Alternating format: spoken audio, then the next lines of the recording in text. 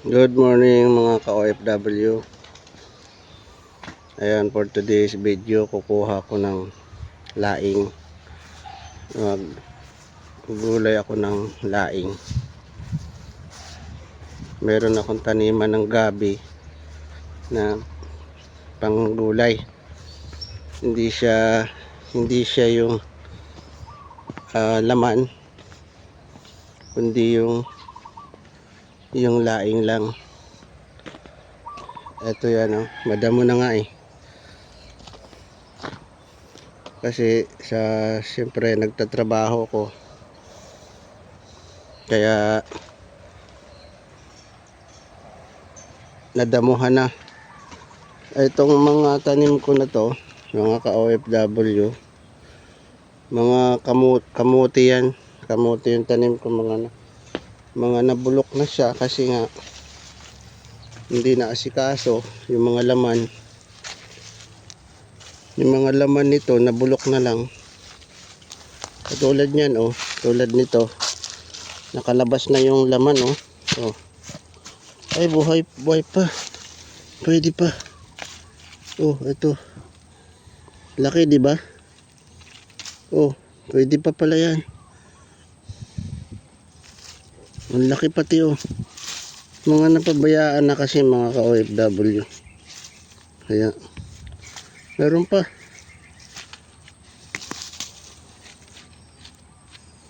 Di ba ang laki?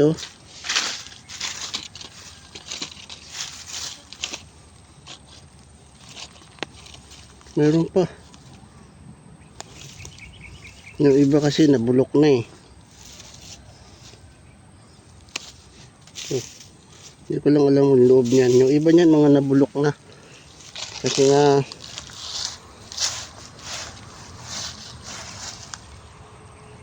napabayaan. Grenas cutter ko na lang siya. Grenas cutter ko na lang kasi nga sobrang damo. Tataniman ko siya ulit. Ayan, kukuha muna ako ng gabi ng laing, tapos patutuyo para masarap.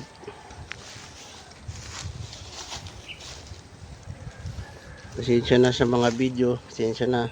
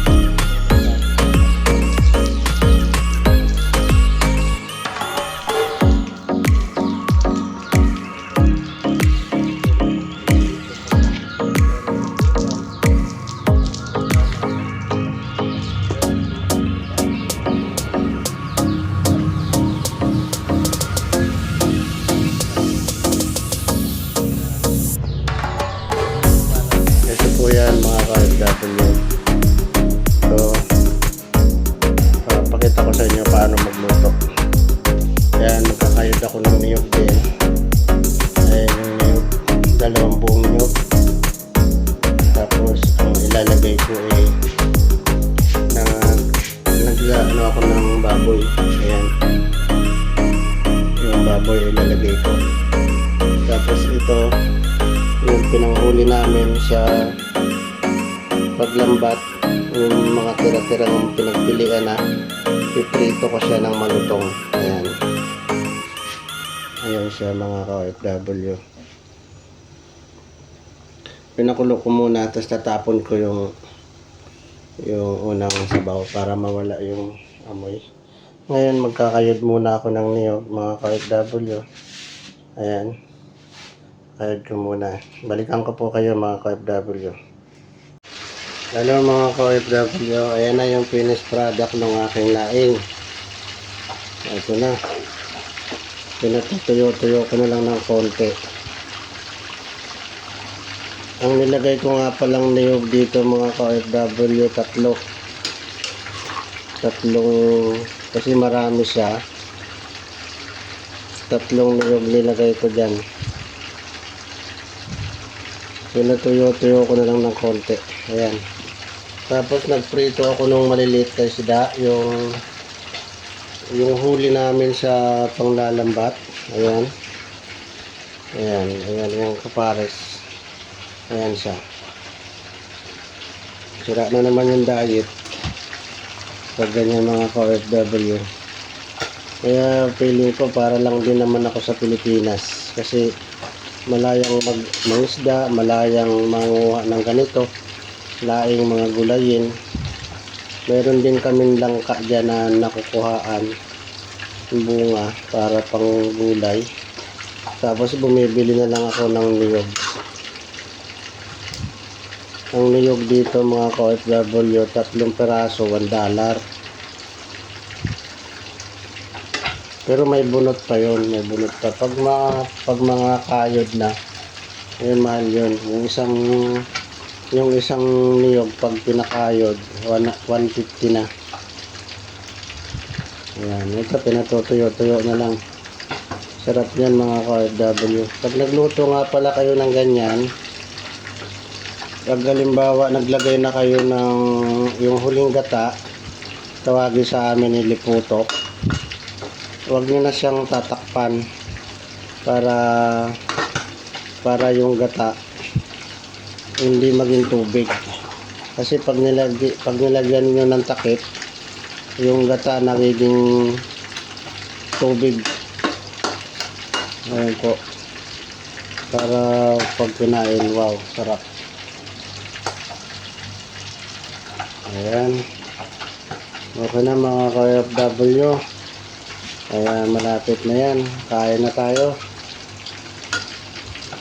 Kung sino nakakamiss nito, lalo yung sa mga Middle East.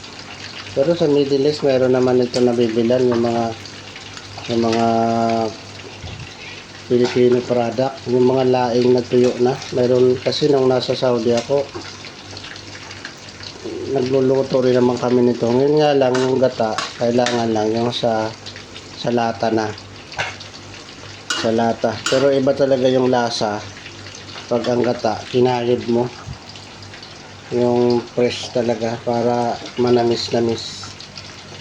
Namis-namis yung tuto. Maanta kasi kapag sa lata. Ayan. Ayan po. Salamat sa pagsama mga ka-OFW. Nakakamiss nito, magluto na lang po kayo. Tuturuan ko kayo paano magluto. Ayan. Salamat sa pagsama mga ka-OFW. Pinatutuyo-tuyo ko lang ng konti ito. Para, sabi nga, naglalangis-langis. Ayan. Salamat sa pagsama mga ka-OFW. Bye-bye.